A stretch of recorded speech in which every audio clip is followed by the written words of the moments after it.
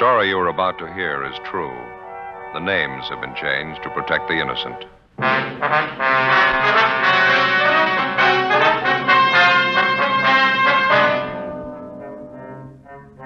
You're a detective sergeant.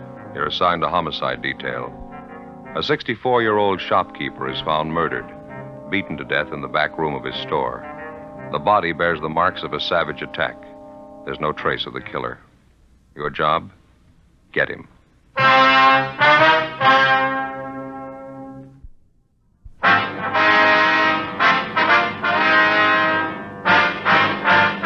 Dragnet, the documented drama of an actual crime.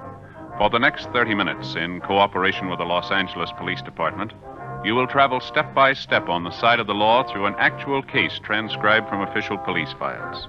From beginning to end, from crime to punishment, Dragnet is the story of your police force in action.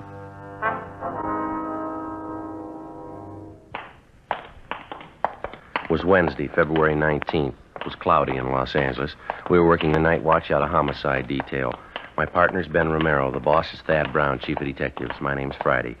We were on the way out from the office, and it was 10:56 p.m. when we got to 1016 South 12th Street, the Apex Men's Shop. Yes, sir? Friday and Romero, Central Homicide. ID card. Oh, yeah, Sergeant. Been waiting for you. My partner's upstairs in the back talking to the victim's wife. You answered the call, did you? Yeah, that's right. Miles and Kiever, Unit 16R. Who are you? Miles. Kiever's talking to Mrs. Wilford, victim's wife. She found the body. What's that up above? How's that? Music up there somewhere. Sounds like a party. Oh, yeah. Well, that's a dance place. Takes the whole upper floor of the building. Wonderland Dance Hall, I think that's it. Mm-hmm. When was the body found, Miles? Do you know? Well, the wife wasn't very definite about it. She told us she came in the shop here about 10 o'clock tonight. Place was wide open, nobody behind the counter. Said she looked around a while, finally found her husband's body in the storeroom back there. Nothing for a weak stomach. It's pretty brutal. What else do you have to say? Oh, not too much. She's pretty close-mouthed. Probably the shock of finding her husband like that. I don't know. Do you want to show us where he is, Miles? Yeah, it's straight back this way. Victim's name is Joseph Wilford. Owner of the store, ran it himself. Wife says he's had the business here for 23 years. It's a typical men's shop here. You can see that. Mm-hmm. It's around the left. In here. Okay, go ahead. He used this for his storeroom, I guess. Uh-huh. Well, that's it. As far as we know, the body hasn't been touched. Yeah, sure took a terrible beating. An elderly man, huh? The wife said he was 64 last birthday. She couldn't think of any enemies he has. Anybody want to do this? Where'd he keep his cash? Did she tell you that? No, cash register, I guess. Can't be sure till Leighton Prince gets here. Yeah. Did you call the crime lab yet? I'm waiting for you fellas. You want to call him now? Would you mind? Oh, sure, Sergeant. Say, you might as well call the coroner while you're at it. Tell him there's no big rush. Yeah, right. Take a look around here, Joe. Looks like a tornado ripped through. Yeah. Chair overturned. Clothes all over the floor. Yeah. Come here, Ben. Mm-hmm. Look at the body here. Yeah? His arms tied behind his back. Ordinary clothesline robe. What's that cloth knotted around his neck? I don't know. Looks like it could be a woman's slip, doesn't it? Mm-hmm. Whoever it was, they weren't taking any chances he'd live through it. The wounds on the head here, and the neck, see? Yeah. Looks like he was stamped on by boots, something like that. Maybe a narrow heel. Sure brutal. Doesn't look too much like a robbery motive. Not from the beating he took, anyway. Yeah. Looks like he might have had a taste for art.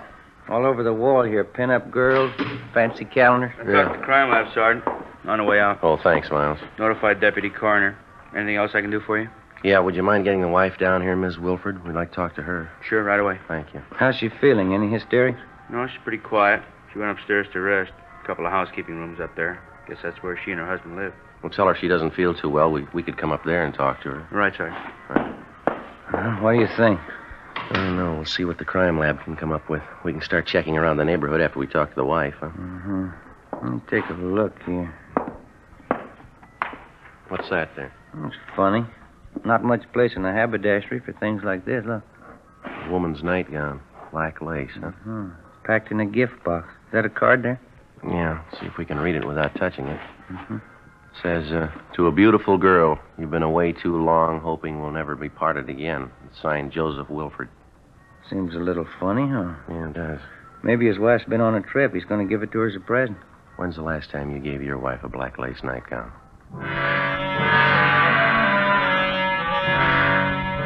11:05 p.m. The two officers who'd answered the call, Miles and Keever, brought the victim's wife, Mrs. Agnes Wilfred, downstairs, and Ben and I questioned her. She was a small, slight woman, dark hair, dark brown eyes, a sharp nose and chin. She looked to be in her early 50s. She said that both she and her husband had emigrated to America from northern Germany 25 years before. We asked her how her married life with Mr. Wilfred had been, but she kept dodging the question. We asked her how she happened to find the body. The body's just as you found it, Mrs. Wilfred. You didn't disturb anything? No, I just came back from a friend's and looked, and I saw him, and he was dead. Somebody killed Joseph. And you're pretty sure that your husband wasn't having any trouble with anybody? No enemies? No, he didn't have any enemies not to do this. Yes, ma'am. You lived upstairs in the back of the store with Mr. Wilfred. Is that right, ma'am? And for a long time, yes, we lived upstairs in the rooms. It was nice. Saved money for rent. Well, do you have any idea at all why your husband's dead? Why somebody'd want to kill him? There was money in the store. They'd kill for that. You're policemen. People kill for money, you know that. Well, do you know where Mr. Wilfred kept his money, ma'am? There was a wooden drawer on the table in the back room. He would keep the money there. But I looked when I came in first. It was empty. Well, was there any money in that drawer tonight? Do you know that? Oh, yes, $300-400 anyway. Joseph always kept it in there. That terrible place up above, the music all the time, the noise. You should make them be quiet. The dance halls have been up there for a year tonight anyway. They should be quiet. Yes, ma'am. About the money Mr. Wilfred had in the store. Maybe $1,000. $700-800, maybe that anyway. And then his wristwatch he had on, that's gone too. Well, can you give us a description of the watch, Mrs. Wilfred? What make it was, what it looked like? Oh, yes, I can give that to you. It's white gold, expensive. It's writing on the back, Agnes to Joseph. One birthday I gave it to him. Have you been away from your husband recently, ma'am? I mean, on a trip or anything like that? No, I haven't been away. Why? Well, we don't mean to upset you at a time like this, but would you know if your husband had any women friends? Miss Wilfred? If you have a cigarette, I'd like one. Oh, yes, ma'am. Here you are. Thank you very much.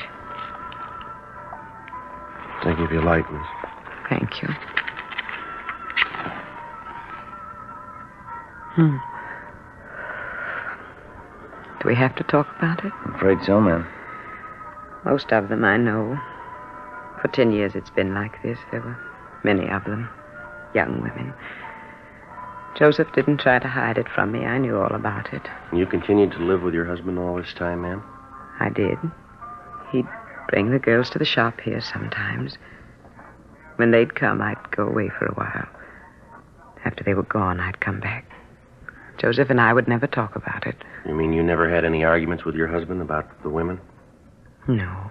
He never lied to me about the girls. He had them, that's all. It was something he expected me to understand. I see. You say you knew several of these women your husband went out with. Could you give us their names, please? Yes, there's an address book upstairs in Joseph's desk. The names are in there. I see. Would you mind showing us that address book now, please? Yes, we can go upstairs. I'll get it for you. There's one question I'd like to ask you, Mrs. Wilfred. If you don't mind. Yes? About your husband, ma'am. I don't know. Hurt very much at first. And then by and by, it didn't hurt so much. Time, I guess. Habit. Beg your pardon? A habit. If you want to, you can get used to anything. Yes, ma'am. Even a man who doesn't love you anymore.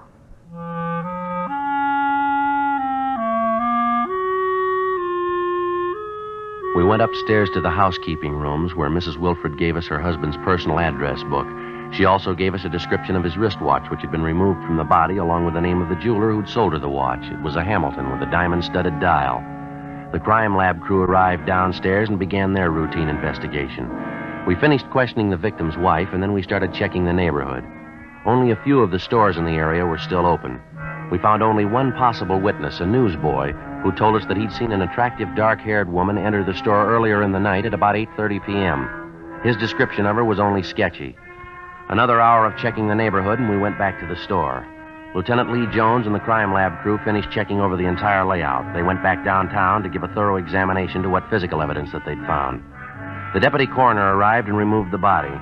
Together with Hubka and Forbes from homicide, Ben and I spent most of the next day checking with store owners in the immediate neighborhood of Wilford's haberdashery. They could tell us nothing we hadn't already found out. We got the description and serial numbers of the victim's missing wristwatch, notified the pawn shop detail, and got out a broadcast on it. 3:45 p.m. We checked with the office. We got a slow enough start on this thing, huh? Everybody tells us the same story. Yeah, seems to be pretty common knowledge. He had a lot of girlfriends. I guess we better start checking out the names in that address book, huh? Yeah. Sure beats all, doesn't it, Joe? What's that? Mrs. Wilford, 10 years her husband's dating other women right in front of her. It isn't normal. Can't see why she didn't just pack up and leave. It's kind of hard to figure at that. Maybe she was still in love with him. I wonder how Forbes and Hubka made out. I'll check the book, see if we got a call. Okay. See. No? No word from him, huh? No, Lee Jones called from the crime lab. Wants us to check with him. I'll call him. Okay, fine. 2667, please. That's right. Guess we better check with the morgue, too, huh? See if they got the body posted yet? Yeah. Hi, Lee. It's Romero. What was it? Did you get the name? I see. All right, bye. What do you have? Lee talked to the coroner already. Wilford died about 9 o'clock. Cause of death was strangulation. Mm-hmm. How about those wounds on the head and on the neck? That didn't do it. The cloth tied around his neck. It was a woman's slip, all right. Yeah. Did you pick up anything off it? Any laundry marks? He did better than that. Yeah? He got the name of the laundry.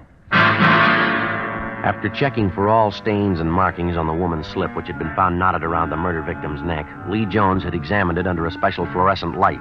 He found a type of marking used by only one large laundry service in the city. We checked with the managers of the laundry company and found that the slip had been cleaned by them for a Miss Elise Dressler. She had a North Hudson Street address. We started checking on her. The first lead came from the dead man's personal address book. We found the name of Elise Dressler listed along with her address and telephone number. There was a single word scribbled beside her name and enclosed with parentheses. It said Max. That was all. 5:42 p.m. We drove out to the address, a Spanish-style apartment house on North Hudson. We rang, but there was no answer. The apartment manager told us Miss Dressler worked as a dancer at a nightclub on West 7th Street. Ben and I drove to the club, a high-priced theater restaurant which was newly opened. We were told Elise Dressler wasn't due there until 9 p.m.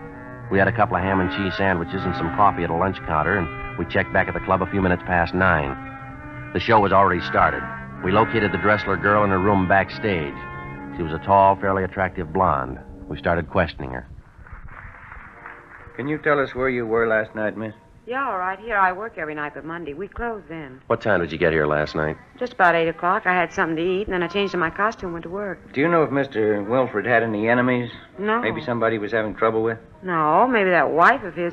That's none of my business. I wouldn't know. You can't think of anybody at all who might want him out of the way. No, I don't think so. He and Max Hollins had some arguments, but that's the only time I saw Joe mad at anybody.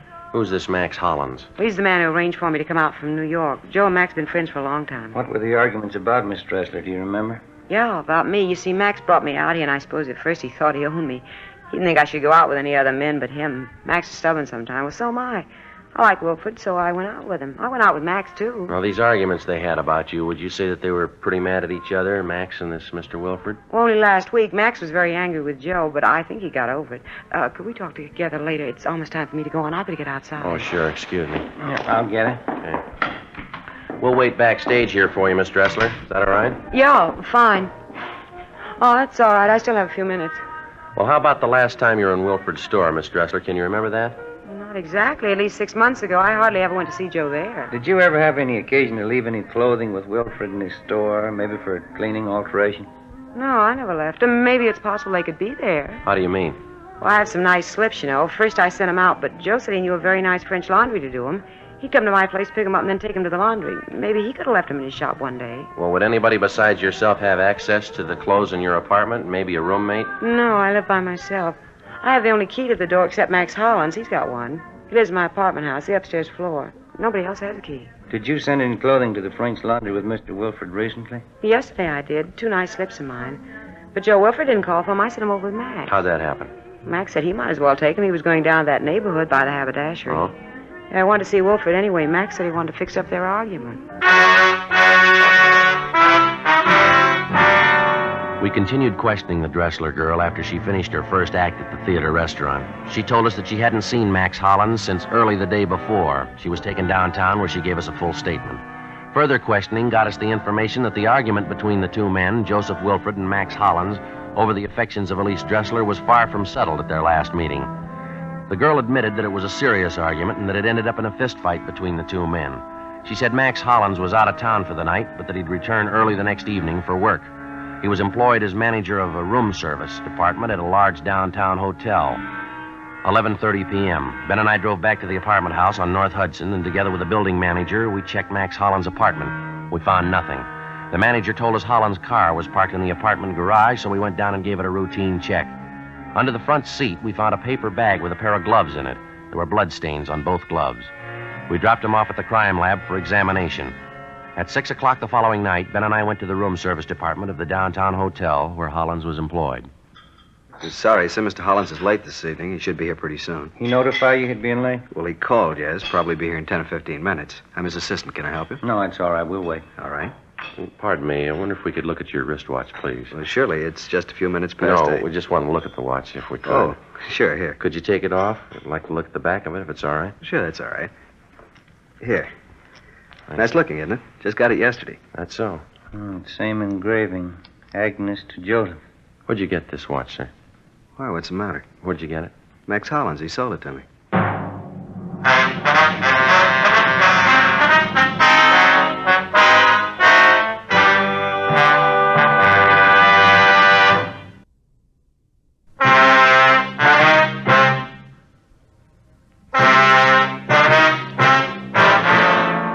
February 21st, Friday, 6:30 p.m. We called the office and notified them that we'd located the wristwatch taken from the body of the murder victim, Joseph Wilfred. A stakeout was placed on the North Hudson Street apartment house. Ben and I stayed on at the hotel waiting the return of the murder suspect, Max Hollins. We talked to his assistant and found out that Hollins had a room in the hotel where he could sleep whenever he was called on to work late at night. 6:55 p.m. We called the office back and asked for a couple of men to be sent over to check the suspect's room. A few minutes later, Hollins himself showed up for work. Apparently, he'd been doing some drinking. Ben and I questioned him at his desk to stall for time until the men from the office could get to the hotel and make a thorough check of the suspect's room. Hollins was kept busy on the phone taking room service orders from the hotel guests. In between calls, we talked to him. I left Elise in the apartment, and then I took the few pieces of laundry she had and dropped them off at Wilfred's store. It was about 6 o'clock Wednesday night. You mentioned to the Dressler girl you wanted to see Mr. Wilfred. You wanted to patch up an argument you'd had with him? Yes, I just wanted to make sure he didn't have any bad feelings about it. Really wasn't much of an argument. How long did you stay at Wilfred's store, Mr. Hollins? Do you remember that? 20 minutes, maybe a half hour. We talked, and we had a glass of wine in the back room. No, it was upstairs. We drank the wine, and everything was all right. I guess it was about 6:30 when I left the store. He was all right then. Well, did anybody come in the store while you were there? No, it was nobody. How about Mrs. Wilfred? Was she in the store at all during the time you were there on Wednesday? No, he said she was gone for the day. She'd be back later on. We finished our talk, then I left. It was the last time I saw Joseph. It was a terrible thing, somebody to kill him. Excuse me again, please. Yes, sir. Go ahead. Room service, may I help you, please? Yes, sir. Yes, sir. Well, could I suggest the Palace Court salad? Very nice, yes. Hearts of artichokes filled with fresh crab meat, a Thousand Island dressing garnished with slices of avocado. All right. 2 orders. Some consomme? All right. French rolls, coffee, and brandy. 8:13. Yes, sir, right away. Fred, this order for 8:13. Yes, Mr. Hollins? That's Mr. and Mrs. Morrow, 8:13. Make it quickly, please. Yes, sir. One of the best men I have, Fred. We keep a very high standard in our room service. Only the very best. They're all Geneva men. Yes, sir. Something else we'd like to find out. 21 years ago, I came here to the hotel. It was nothing. They were serving garbage. Bad service. Very bad. I built our staff one by one. I did it. There's our staff list there. Finest waiters in the country. Henry Sanchez, Fred LaSalle, Conrad Lutz, Joe Zwick, Yes, sir. and Elmer Creighton. He waited on the president when he came to visit here from Washington. The president thought so much of our service, he wrote a letter to Elmer later on. No argument at all. I have the best men in the country, the best food. 21 years to make it like it is. I did it all myself. I understand you and Wilfred were old friends, Mr. Hollins. You knew him quite a number of years, is that right? Most of his life, yes. I knew Joseph in the old country. We came from the same town. Terrible thing that's happened. I always liked Joseph, a good friend. What about these arguments you had with him lately about the girl, Elise Dressler? They amount to anything? No, but it showed something typical of Joseph. Maybe it was the business he was in. Dollars. That's all he thought about, the big dollar. He knew he had more money than I did. He thought he could do anything with it. How do you mean? About the girl, Elise. I took a visit to the old country 3 years ago, Strasbourg. That's where I learned my trade, from the best maitre d's in Europe. Mm-hmm. I met Elise on my way back in New York. You can check up on all my background. I worked at the Grand Hotel in Brussels. That's when it was the best. I was at the Carlton in London. Then I went to Venice, the Hotel Danielier. After, I went to the Hotel Majestic in Cannes. Yes, sir. What would that have to do with Miss Dressner? Very nice girl. We liked each other. When I came back here, I arranged for her to come out from New York. Took care of everything. I thought I'd like to marry her when she came here. And how about it, Hollins? You want to tell us now? Sir? Did you kill Wilfred? Excuse me, please. Room service, may I help you, please? Yes, Mr. Sutter. Dinner for 12 tomorrow night in your suite. Your wife and I made up the menu. Certainly, Mr. Sutter. I'll check it over for you. Let's see. We serve caviar with blini to start with. Then the soup, consommé, madeleine. And with the soup, amontillado. Yes, sir, that's Spanish. Then crab legs, Saint-Denis. Sir? Saint-Denis, that's crab legs rolled in breadcrumbs, fried in butter, served in a terrapin dish with bechamel sauce. After that, the Chateaubriand with truffle sauce, soufflé potatoes, small green peas français, and with that we serve Ponte Cornet 27. Dessert, we shall have peach flambé, coffee, and liqueurs afterward. Yes, sir. Henry Sanchez and Conrad Lutz. They will serve you. Thank you. Thank you, Mr. Sutter. Good night, sir. Real gentleman, Mr. Sutter.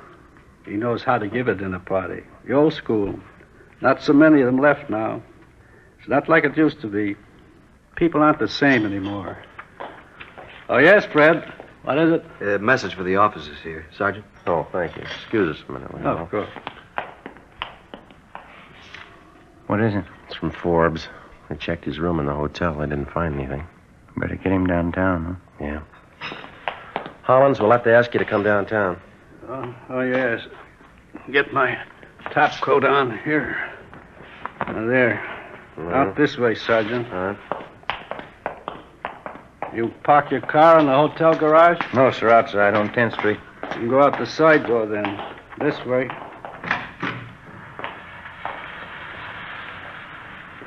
It's starting to rain. You both have your top coats? Yeah. Yes. Well, let's go. We're parked right down this way.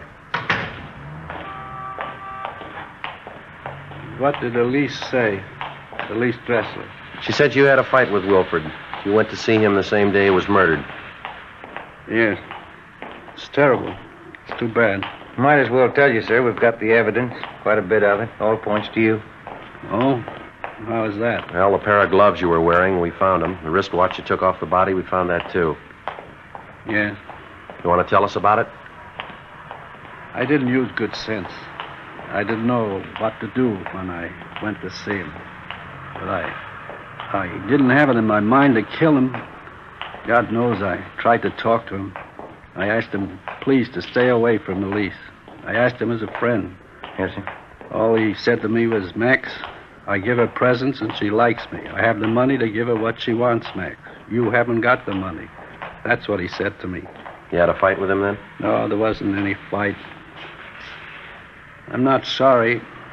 I killed him, but I'm not sorry. You want to give us a statement about it downtown? I suppose. I'm not ashamed of it. All right, let's go. Down this way.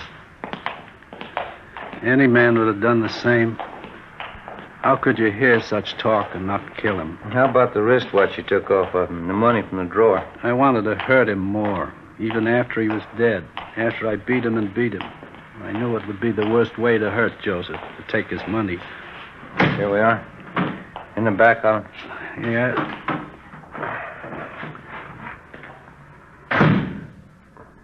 Sergeant.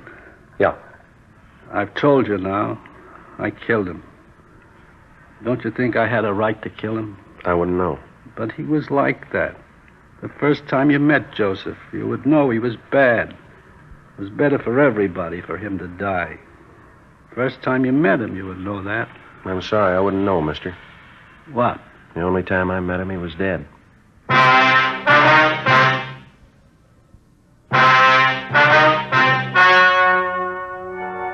The story you have just heard was true.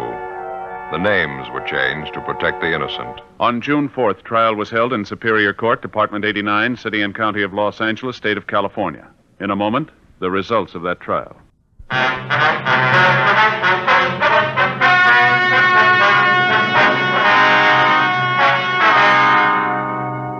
Max Hollins was tried and convicted of murder in the first degree. He was executed in the lethal gas chamber at the state penitentiary, San Quentin. You have just heard Dragnet, a series of authentic cases from official files. Technical advice comes from the Office of Chief of Police W.H. Parker, Los Angeles Police Department.